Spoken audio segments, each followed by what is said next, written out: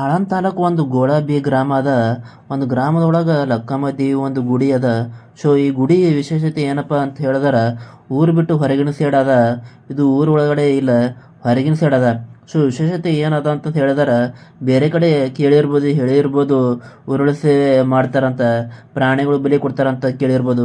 But ಆಸೆ ಈಡೇರಿಸಲು ದೇವರ ಹತ್ರ ಬೇಡ್ಕೊಂಡು ದೇವರ ಹತ್ರ ಹೆಸರು ಗುಡಿ ಎದುರುಗಡೆ ಚಪ್ಪಲಿ ಕಟ್ತಾರೆ. ಈ ಚಪ್ಪಲಿ ನಮಸ್ಕಾರ ಮಾಡಿ ಎಲ್ಲರೂ ಒಳಗಡೆ ಹೋಗ್ತಾರೆ.